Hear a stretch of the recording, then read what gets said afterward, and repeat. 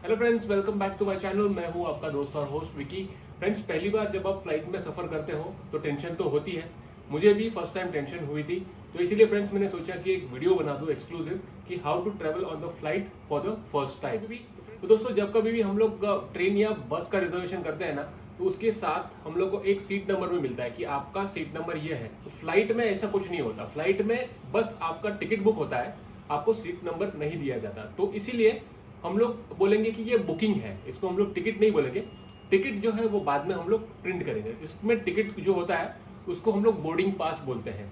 तो एक होगा हमारा बुकिंग और एक होगा बोर्डिंग पास। जो आपका सीट है वो आपको 48 आवर्स पहले आपको रिजर्व कराना होता है। इसको बोलते हैं हम लोग वेब चेक इन। मतलब ये चीज आप जो 48 आवर्स पहले कराते हो ना, वो आपको ऑनलाइन आप करा सकते हो। तो इसके लिए हम लोग उसको बोलते हैं वेब चेक इन। अगर आपको ऑनलाइन नहीं करवाना है, आपके पास एक्सेस नहीं है, तो एयरपोर्ट पे जाके भी आप सीट अलॉट करवा सकते हो। ये सिस्टम इसलिए डिजाइन किया गया है क्योंकि बहुत लोगों को विंडो सीट चाहिए रहता है। उस पर आपको जो सीट अलॉटमेंट करनी है, आपको जो सीट चाहिए, वो सीट लेने के लिए आपको एडिशनल पैसा खर्चा करना पड़ता है। तो इसीलिए जो सीट ऑटोमेटिकली मिलता है वो आप ले लीजिए। अगर आपका बड़ा फैमिली है, आपको साथ में सीट चाहिए, तभी भी आप पेड सीट ले सकते हो। तो सबसे पहले दोस्तों देख लेते हैं कि बुकिंग दिखता कैसा है। तो फ्रेंड्स, ये है मेरा बुकिंग का पीडीएफ। आप देख सकते हो मुंबई से चेन्नई और चेन्नई से मुंबई। तो हम लोग आने वाले हैं चेन्नई से मुंबई। तो अब इंडिगो का फ्लाइट नंबर ये देखिए यहाँ पर दिया हुआ है।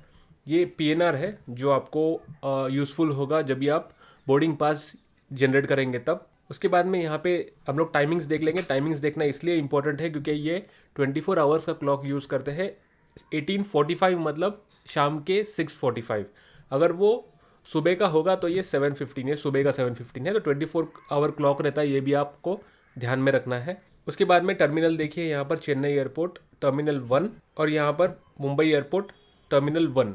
तो अपना जो फ्लाइट है वो 18:45 को है, मतलब शाम के 6:45 को। इसका मतलब हम लोग को एयरपोर्ट 2 घंटे पहले पहुंचना है। ये होता है शाम के 4:45 या फिर 16:45 को।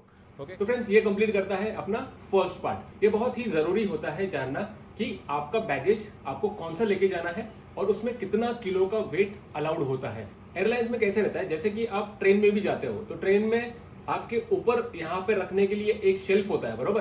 तो एयरलाइंस में भी, प्लेन में भी ऐसा ही एक शेल्फ होता है, लेकिन वो शेल्फ का साइज जो है ना वो काफी छोटा होता है। तो वो शेल्फ के अंदर सिर्फ है ना आपका जो आप पीछे जो बैग है, आपका जो छोटा बैग रहता है जो आप स्कूल कॉलेज में लेके जाते थे, वो वाला बैग बैठता है। लेकिन आपका जो लगेज का बड़ा बैग रहता है, बहुत बड़ा बैग, वो उसमें बैठता नहीं है। तो इसीलिए फ्रेंड्स, जो हम लोग पीछे लगा के लेके जाते हैं ना छोटा बैग अपने साथ में जो ऊपर लगता है, उसको हम लोग बोलते हैं हैंड बैगेज। मतलब वो आपके साथ कैरी होता है। और दूसरा जो आपका लगेज होता है उसको बोलते हैं चेक इन बैगेज। तो चेक इन का मतलब क्या है कि जब भी आप एयरपोर्ट के काउंटर पे जाते हो ना, तो आपका बैग वो चेक करके उनके पास रख लेते हैं। तो चेक किया और इन, तो चेक इन, ये समझ लीजिए। तो चेक इन मतलब लगेज बैगेज, और जो आपके साथ में जाता है उसको बोलते हैं हैंड बैगेज। अगर आप डोमेस्टिक ट्रैवल कर रहे हो ना, तो 15 किलो से थोड़ा सा 1 किलो ज्यादा, या फिर 7 किलो का बैग होगा, उसमें 7.5 केजी आ गया, 8 केजी आ गया, तो भी वो इतना कुछ प्रॉब्लम नहीं है।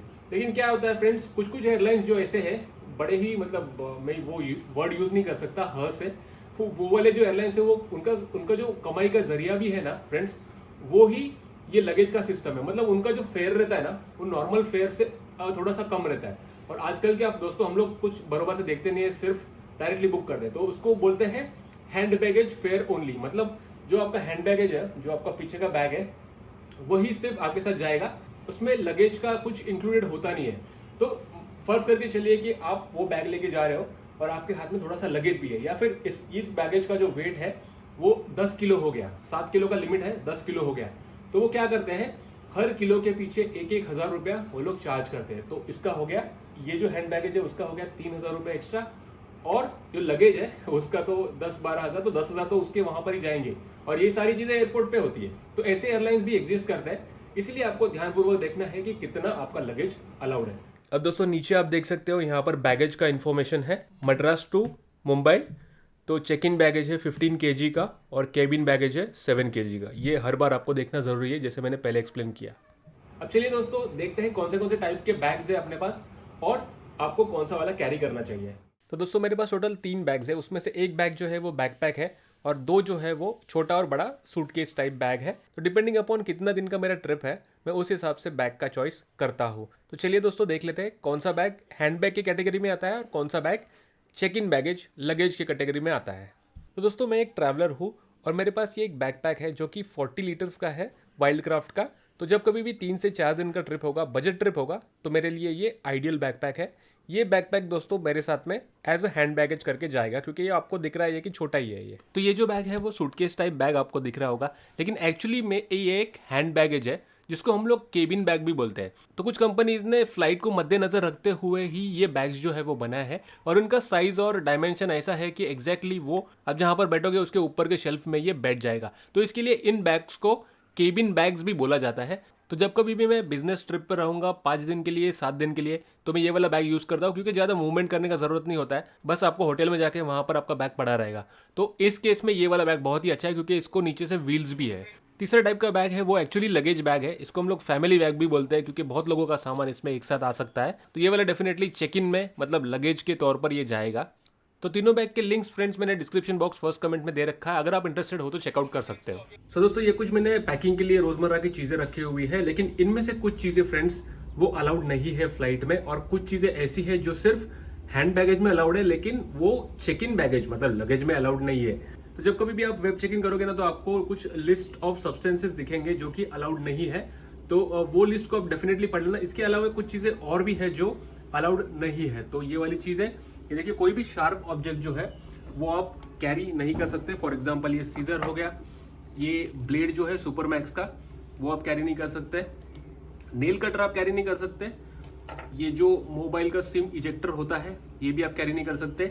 दोस्तों ये सेफ्टी पिन है, अक्सर मेरी मम्मी जो है वो कैरी करती है, अलाउड है एक्चुअली, लेकिन मैं सेफ साइड के लिए आपको बता दूं कि इसको आपको एक्चुअली नहीं कैरी करना चाहिए क्योंकि अगर आपको ये मतलब निकालना पड़ा ना सब कुछ तो फिर प्रॉब्लम हो जाती है, मतलब पूरा बैग आपको खाली करना पड़ेगा इस छोटे से पिन की वजह से। तो इसलिए मैं सजेस्ट करूंगा कि कैरी ही मत कीजिए।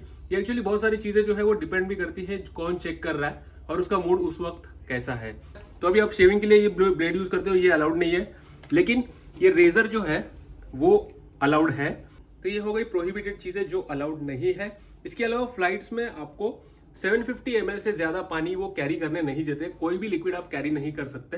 तो इसीलिए यहाँ पर ये जो 1 लीटर का बॉटल है वो नहीं जाएगा। अगर आपके बॉटल में पानी है और आपके पास ऐसा स्टील का बॉटल है तो बोलेंगे कि पानी पूरा फेंक के आओ और खाली बॉटल कैरी करो, लेकिन ये जो 350 ml का बॉटल है छोटा वाला ये आप आराम से कैरी कर सकते हो। इसके अलावा आपको फ्लाइट में भी पानी मिलता है कॉम्प्लीमेंट्री और जितना चाहो उतना मिलता है, कोई एडिशनल चार्जेस भी नहीं होता।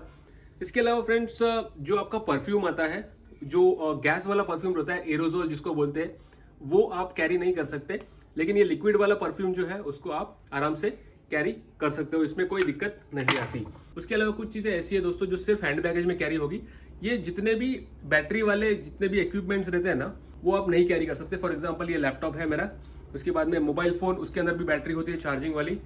ये मेरा एक टॉर्च है, ये डुअल चार्जिंग वाला टॉर्च है, इसको आप घुमा के भी चार्ज कर सकते हो यहाँ से। तो इसमें भी अंदर लिथियम आयन बैटरी है, इसको भी नहीं आप लेके जा सकते। पावर बैंक जो है उसमें भी लिथियम बैटरी होती है, उसको भी नहीं लेके जा सकते। फिर बाद में ईयरपोड्स आजकल आए हैं, इसके अंदर भी लिथियम की बैटरी रहती है, तो ये आप कैरी नहीं कर सकते। तो ऐसी कुछ चीजें हैं जो सिर्फ एक्सक्लूसिवली जाएगी हैंड बैगेज के अंदर। उसके बाद मैं एक और टॉप टिप में देना चाहूंगा कि इलेक्ट्रॉनिक का पूरा स्कैनिंग होता है जहां पर हम लोग हैंड बैगेज का स्कैनिंग करते हैं, इसलिए आपका जितना भी इलेक्ट्रॉनिक सामान है ना वो बैग के ऊपरी हिस्से में रख दीजिए उसको, ताकि निकालने में आसानी हो। वो ट्रे में रखना पड़ता है ना बाहर निकाल के, तो इसलिए मैं क्या करता हूँ, मेरे पास एक है ना ये ऐसा वाला छोटा सा बैग है जो कि यहाँ पे वेस्ट पे भी लग सकता है, आप पीछे भी कैरी कर सकते हो। तो इसके अंदर छोटे मोटे जितने भी आइटम्स है ना, लैपटॉप छोड़ के बाकी सारी चीजें जो है उसमें ऊपर कैरी हो जाती है और निकालने के टाइम पे मुझे बहुत ही आसानी पड़ती है, इसलिए मैंने ये वाला है मैं हमेशा मेरे साथ रखता हूँ। तो ये मैंने फ्लिपकार्ट से लिया था, इसके link description box first comment में दे दूंगा, वहां से आप चेकआउट कर सकते हो इसको। तो ये थी रोजमर्रा की चीजें जो हम लोग नॉर्मली कैरी करते हैं। कुछ चीजें अलाउड नहीं है, कुछ चीजें सिर्फ हैंड बैगेज में अलाउड है, ये चीज का आपको ध्यान रखना है। अब दोस्तों आपको करना है वेब चेक इन, या फिर आप एयरपोर्ट पे भी चेक इन कर सकते हो, लेकिन वेब चेक इन आपने किया तो अच्छा रहेगा क्योंकि एयरपोर्ट पे आपका टाइम वेस्ट हो सकता है करने के लिए। इसके लिए बस आपको वेबसाइट पे जाना है, इंडिगो की या जो भी वेबसाइट है वहाँ पर आपको वेब चेक इन आगे टाइप करना है और सर्च कर देना है। तो ये वेबसाइट पे इस तरीके से दिखता है। वेब चेक इन के लिए आपको PNR नंबर और आपका ईमेल या फिर लास्ट नेम का ज़रूरत पड़ता है, तो वो डाल दीजिए और वहाँ पे आगे चेक इन का बटन है उसको दबा दीजिए। अब दोस्तों डोमेस्टिक फ्लाइट्स के लिए मैंडेटरी वेब चेक इन अभी कर दिया है गवर्नमेंट ने कोविड की वजह से। ये आपको 48 आवर्स पहले से लेके 60 मिनट्स पहले तक आपको करना होता है। अगर आपने नहीं किया, एयरपोर्ट पे जाके किया, तो 200 रुपीज़ का एक्स्ट्रा चार्ज लगेगा, ऐसे यहाँ पर लिखा हुआ है। अब दोस्तों यहाँ पर सीट देख लेते हैं। अलॉटमेंट एक्चुअली ये कॉर्पोरेट बुकिंग है, तो इसके लिए जो पेड सीट है वो भी फ्री है, लेकिन मैं आपको जनरल दिखा देता हूँ। देखिए यहाँ पे कॉर्पोरेट बुकिंग है ये। अभी जितने भी आगे के सीट्स हैं ना फ्रेंड्स, उसका नॉर्मली 300 रुपीज़ चार्ज रहता है, लेकिन ये कॉर्पोरेट है, इसके लिए फ्री में है। एक्सेल लिखा हुआ है ना आगे, उसका आप देख सकते हो कि 500 रुपीज़ चार्ज है, जिसमें सीट के आगे जो है वो लेग रूम बहुत ज़्यादा होता है। तो अगर आपको चाहिए तो करिए, नहीं तो फिर फ्री वाला भी ठीक ही है। चलिए अभी फ्रेंड्स कर लेते हैं चेक इन। यहाँ पर वो चेक इन है, उसका बटन आपको क्लिक करना है। उसके बाद में ये वाला स्क्रीन आएगा, आपको मोबाइल नंबर, ईमेल आईडी, सब एड्रेस वगैरह देना है। कोविड का आपको जो फॉर्म है वो भरना है, और फिर नीचे जाके आप स्क्रॉल कर सकते हो। अब नीचे यहाँ पर डेंजरस गुड्स और रेस्ट्रिक्टेड आर्टिकल्स का लिस्ट है, ये आपको कैरी नहीं कर सकते आप एयरक्राफ्ट में। ये लास्ट में देखिए फ्रेंड्स, पावर बैंक का भी यहाँ पे जिक्र किया गया है। इसका मतलब पावर बैंक सिर्फ जो है वो हैंड बैगेज के तौर पे जाएगा। अग्री एंड कंटिन्यू करके आप बोर्डिंग पास जनरेट कर सकते हो। अब ये बोर्डिंग पास जो आपने जनरेट किया है वो आप ईमेल कर सकते हो, पीडीएफ भी आप रख सकते हो, और इसको बाद में जाके आप प्रिंट भी करवा सकते हो जो मशीन है वहाँ पर। अगर आपने पहले ही बोर्डिंग पास जनरेट कर दिया रहेगा तो आपको टिकट या फिर जो आपने बुकिंग किया था वो दिखाने का ज़रूरत नहीं है एंट्री के टाइम पे। आप बस बोर्डिंग पास दिखा दीजिए और आपका आईडी प्रूफ दिखा दीजिए, तो आपका काम हो जाएगा। तो चलिए चलते हैं एयरपोर्ट की तरफ। तो फ्रेंड्स अभी हम लोग डोमेस्टिक एयरपोर्ट के एंट्री पे पहुंच गए हैं। तो एक चीज़ का ध्यान रखना है कि वहाँ पर देखना है कि एयरपोर्ट्स कितने हैं उस सिटी में, और एयरपोर्ट के टर्मिनल कितने हैं। तो क्या होता है फ्रेंड्स कि मुंबई जैसे सिटी में ना, ये एयरपोर्ट है फॉर एग्जांपल, एक टर्मिनल यहाँ पे, दूसरा टर्मिनल यहाँ पर है। अगर आपने कोई गलत टर्मिनल पे आ गए तो यहाँ से यहाँ जाने के लिए ही बहुत टाइम लग जाता है, तो उसमें से आपको फ्लाइट मिस होने का चांस है। इसलिए हमेशा चेक करिए कि एयरपोर्ट का टर्मिनल कौन सा है। चेन्नई केस में फेयरली ईजी है। तो फ्रेंड्स चलिए एंट्री करते हैं अंदर।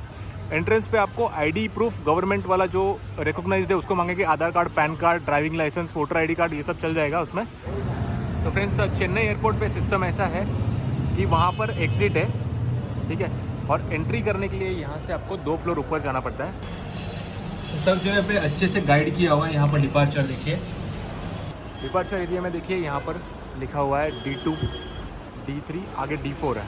तो हर एक गेट पे ना फ्रेंड्स, ये कोई फिक्स एयरलाइन वाले हैं, जो भी एयरलाइन आपका है उस गेट से आप चले जाइए। अभी ये केस में D3 पे एयर इंडिया है, अलायंस है, ट्रू जेट यहाँ पर, ओके। और D4 में आगे है इंडिगो, तो हम लोग इंडिगो पे जाएंगे। फ्रेंड्स इसके बाहर ही यहाँ पर एक देख सकते हो कि कियोस्क है। तो यहाँ से जैसे मैंने पहले बताया कि आपको बुकिंग प्रिंट करना होता है, और सेम जो मैंने बोर्डिंग पास दिखा है ना, वही बोर्डिंग पास यहाँ से भी प्रिंट होता है। यहाँ पर बुकिंग रेफरेंस नंबर डालना है और फिर प्रिंट करके यहाँ से बाहर निकल लेंगे। तो मैं निकाल लेता हूँ उसको बाहर।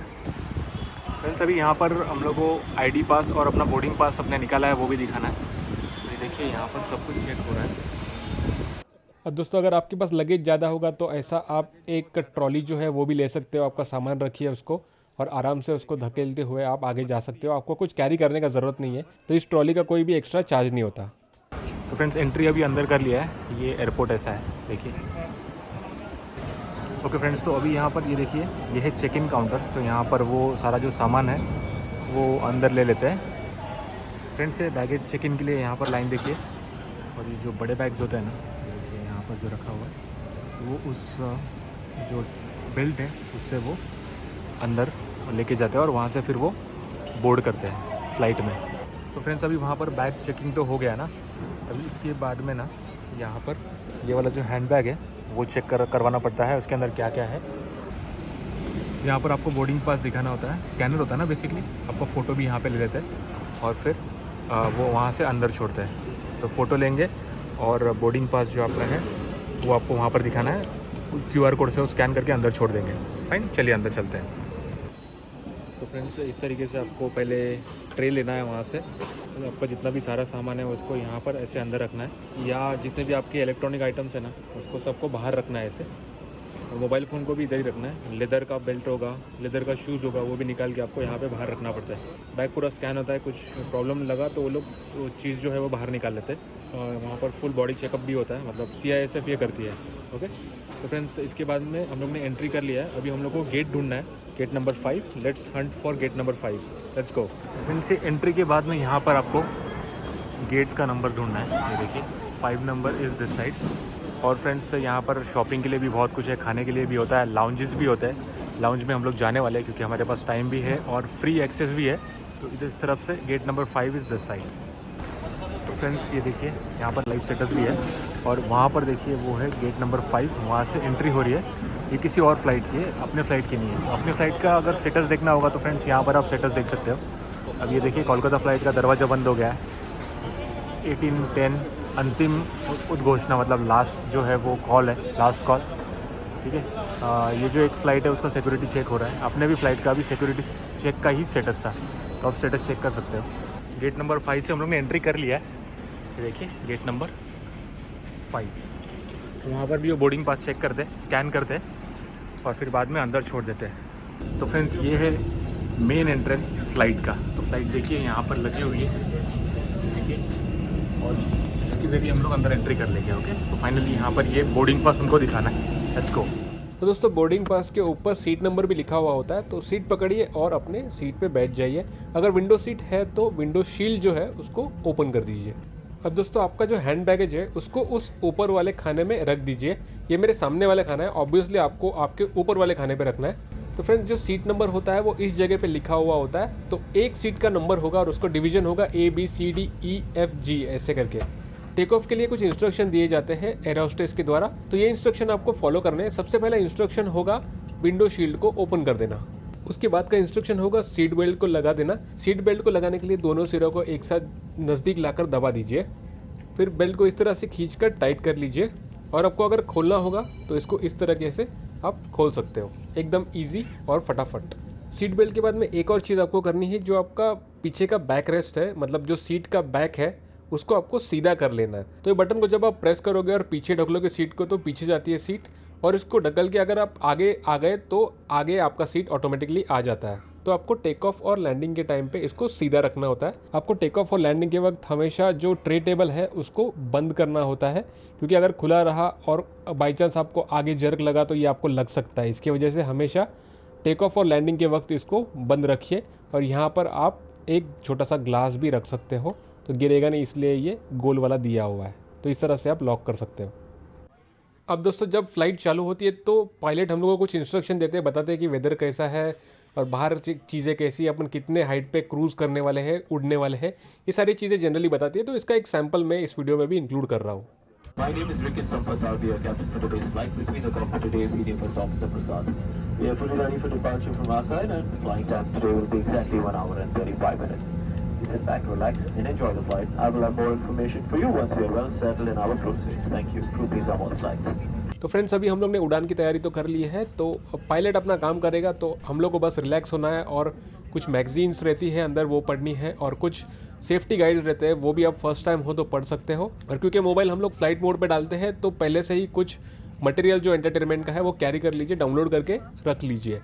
तो अभी टाइम हो गया है टेक ऑफ का। लाइट्स जो है उसको डिम कर दी गई है, इसका मतलब हम लोग टेक ऑफ के लिए रेडी है। और सीट बेल्ट का साइन यहाँ पर लगा हुआ है, तो सीट बेल्ट का साइन जब भी लगा हुआ होगा तो आपको सीट बेल्ट लगा के रखना है।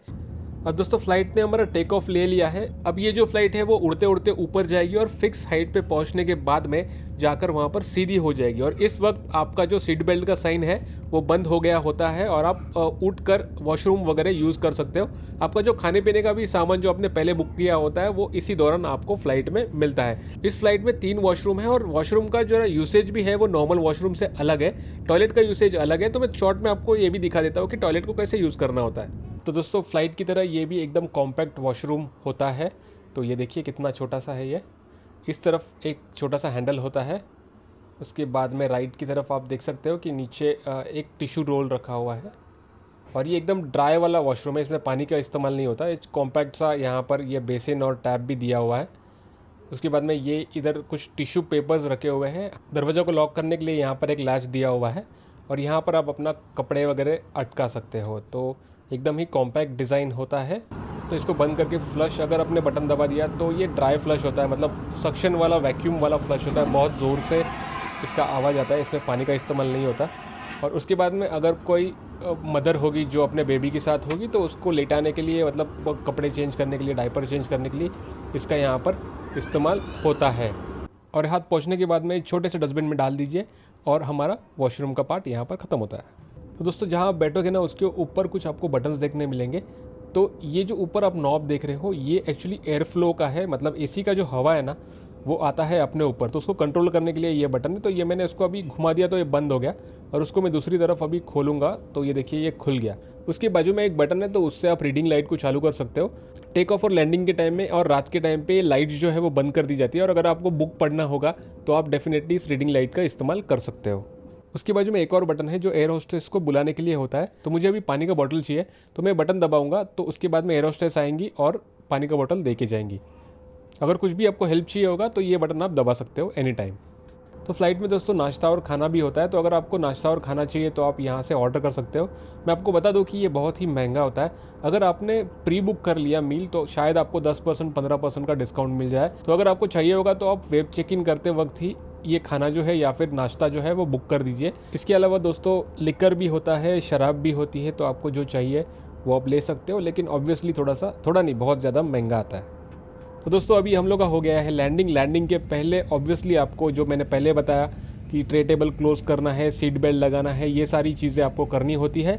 और लैंडिंग होने के बाद में आपका जो लगेज है वो आपको कलेक्ट करना होता है ना, तो कौन से बेल्ट पे आएगा वो उसका अनाउंसमेंट फ्लाइट में हो जाता है। तो ये अनाउंसमेंट आपको सुनना है और उस बेल्ट पे आपको पहुंचना है आपका सामान कलेक्ट करने के लिए। कृपया ध्यान दीजिए आपका चेक इन किया हुआ सामान बेल्ट नंबर 4 पर उपलब्ध होगा। धन्यवाद। Belt number 4।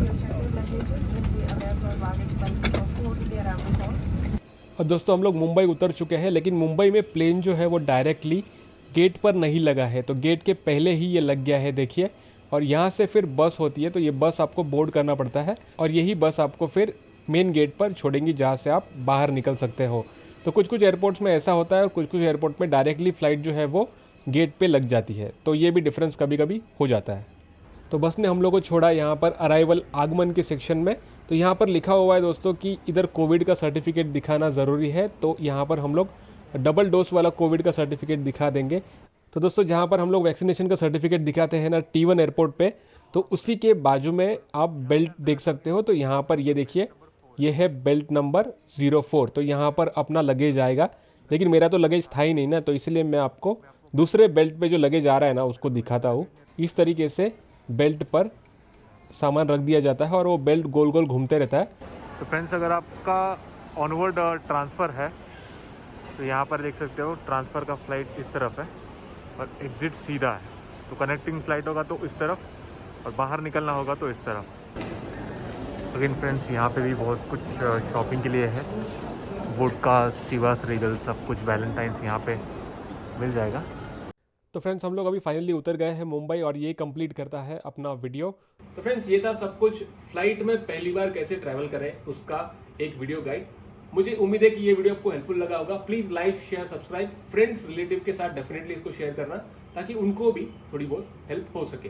Thank you for watching, have a safe time, bye bye.